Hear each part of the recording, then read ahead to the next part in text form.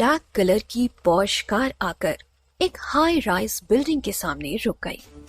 Driver ने car से उतरकर डोर खोला तो उस कार से जो शख्स बाहर निकला उसका ऑरा काफी स्ट्रॉन्ग था।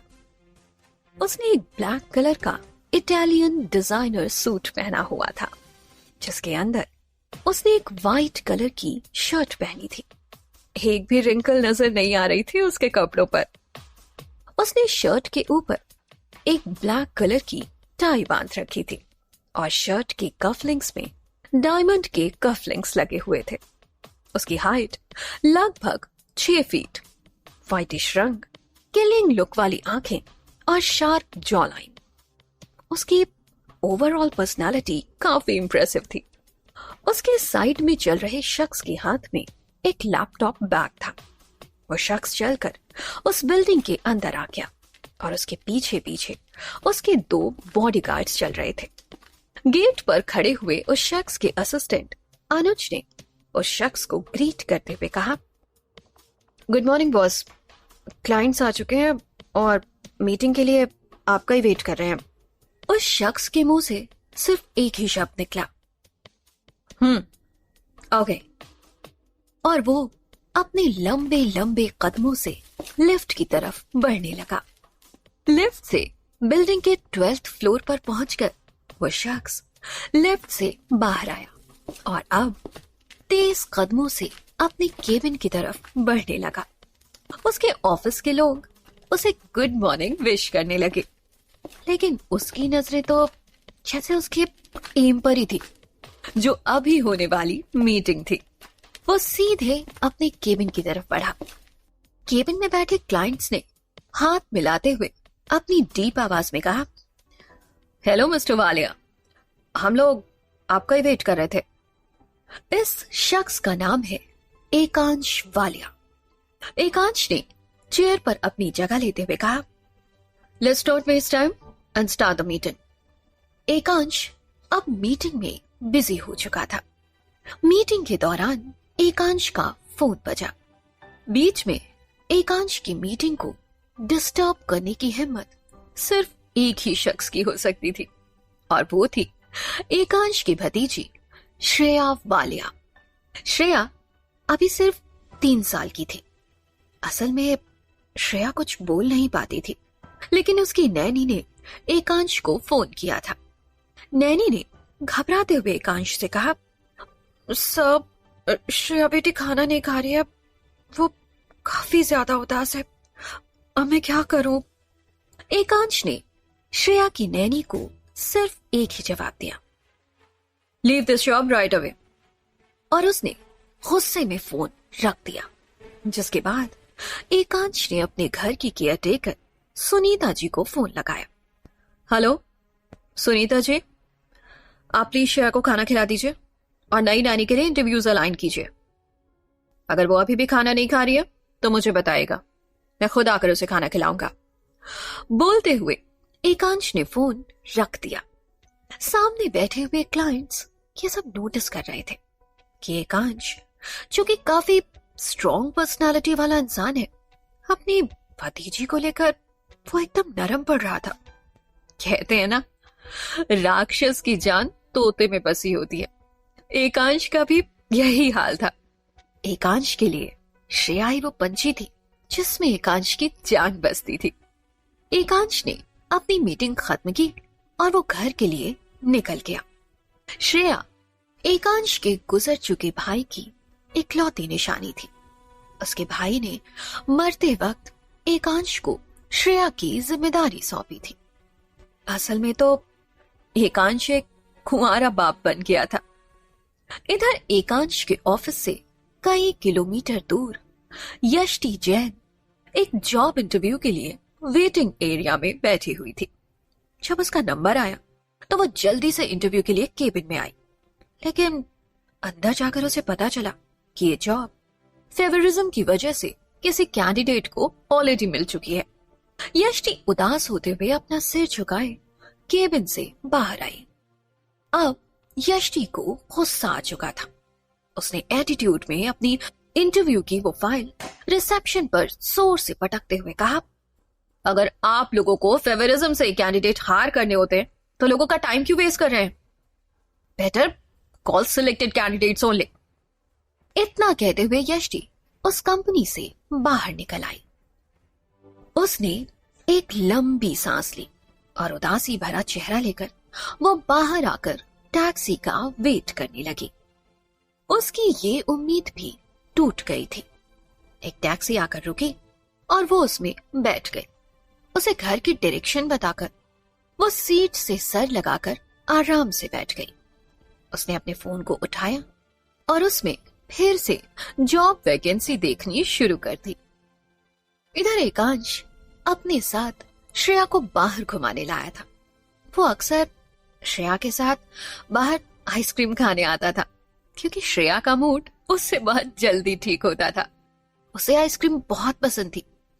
जब श्रेया उसके साथ होती थी तो वो अपने आसपास ना कोई ड्राइवर और ना ही बॉडीगार्ड्स को आने देता था, और इस समय भी वो खुद ही अपनी कार ड्राइव कर रहा था।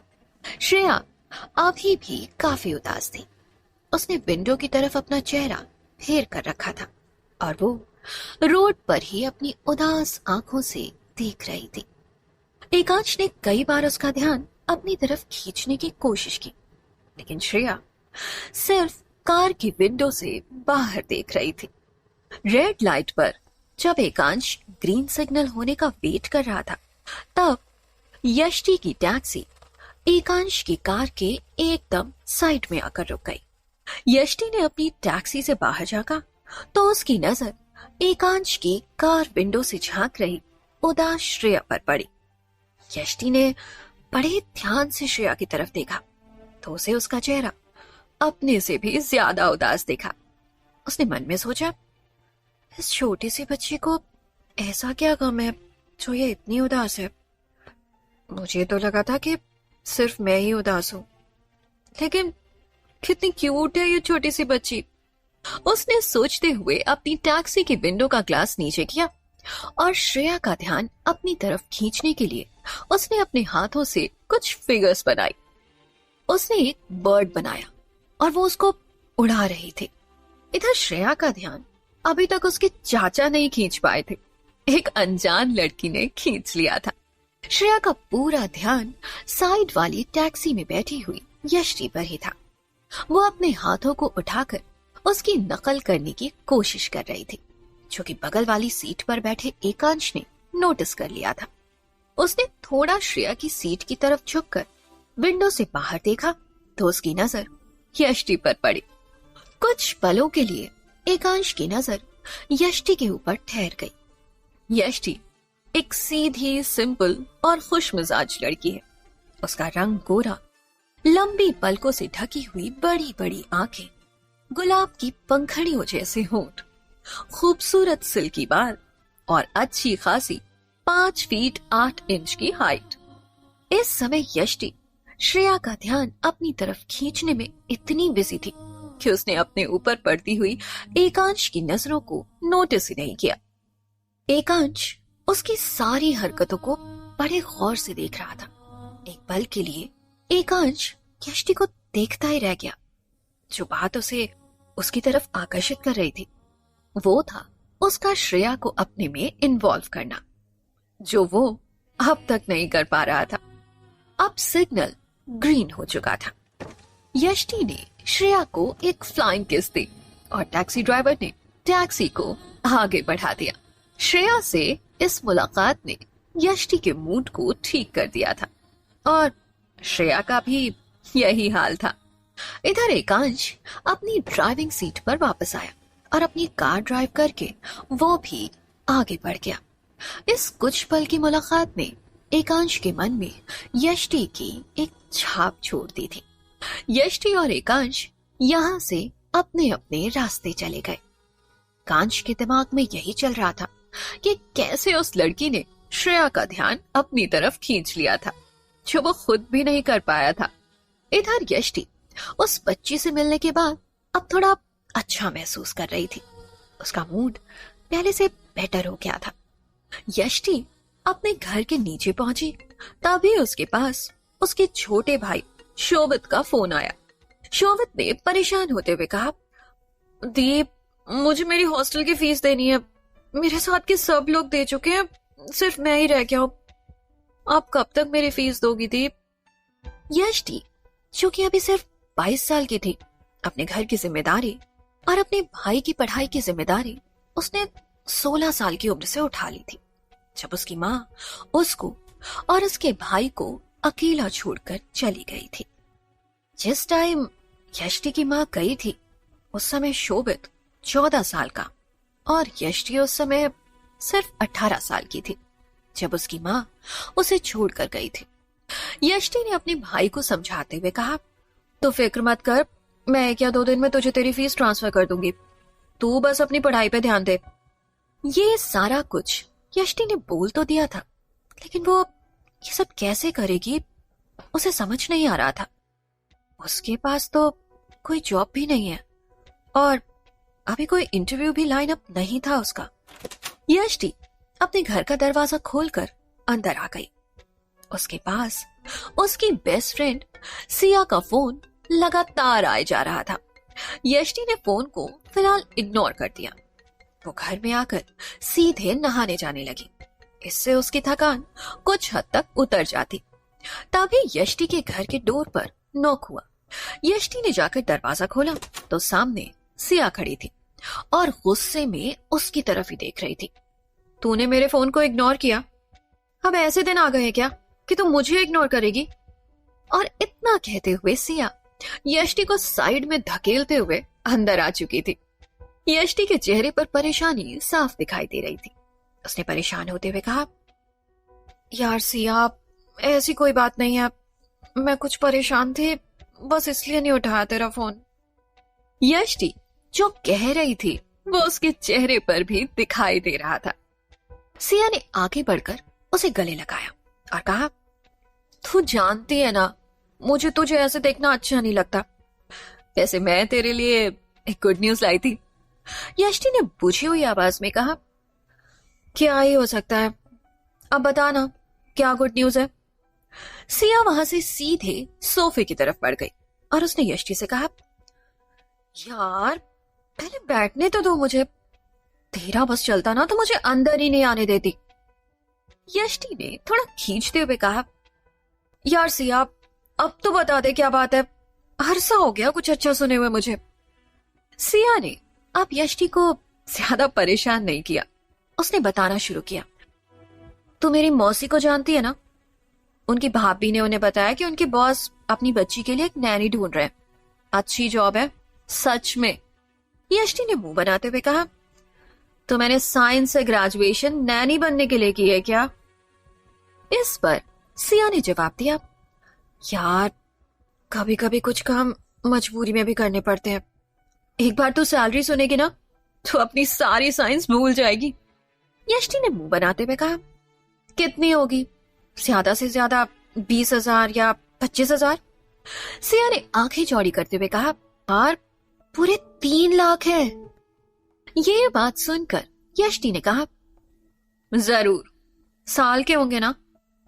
सिया का इस पर फौरन जवाब आया, महीने के हैं यार, इससे बस क्या होगा एक बच्ची को संभालने के लिए। यष्टि सुनकर हैरान थी। सिया ने यष्टि से कहा, अगर तू कहे तो मैं करूं अपनी मौसी से तेरे लिए बात, अगर वो सिफारिश करेंगी तो जॉब मिलने में आसानी हो जाएगी। यष्टि को आज दिन वाली बात याद थी जब जॉब किसी को सिफारिश पर मिल गई थी। उसने सिया से मना करते हुए कहा, नहीं यार, मुझे सिफारिश से जॉब नहीं चाहिए, तो मुझे बस इंटरव्यू की टाइमिंग और एड्रेस बता दे, मैं खुद ही जाऊंगी इंटरव्यू फेस करने। सिया ने थोड़े गुस्से में यष्टि से कहा, यार तू और तेरे आदर्श, आजकल ये सब इतना ज्यादा कोई नहीं सोचता।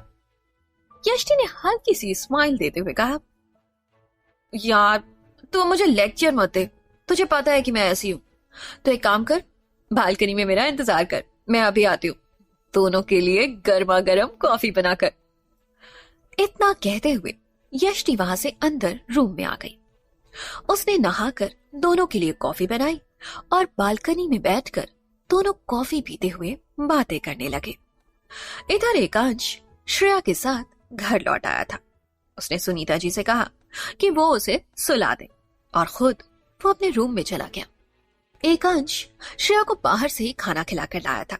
एकांश ने जाकर सीधे शार लिया और अपना नाइट वियर पहनकर वो आकर अपने बेड पर लेट गया।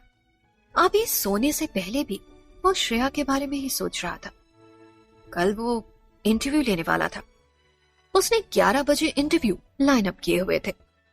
एकांश का रेगुलर रूटीन था कि वो सुबह उठकर 1 घंटा पहले जिम करता था। उसके बाद वो अपना थोड़ा टाइम अपने गार्डन में बिताता था, न्यूज़पेपर पढ़ते हुए। असल में एकांश को ग्रीनरी बेहद पसंद थी। एकांश सुबह हमेशा की तरह अपने रूटीन से ही काम खत्म करके श्रेया के पास उसके रूम में चला गया। इधर यष्टि अपने इंटरव्यू के लिए लेट नहीं होना चाहती थी, तो वो भी जल्दी से रेडी होकर घर से निकल गई। तो दोस्तों, आज के इस एपिसोड की कहानी में बस इतना ही। कहानी के अगले एपिसोड के साथ फिर मिलती हूँ आपसे।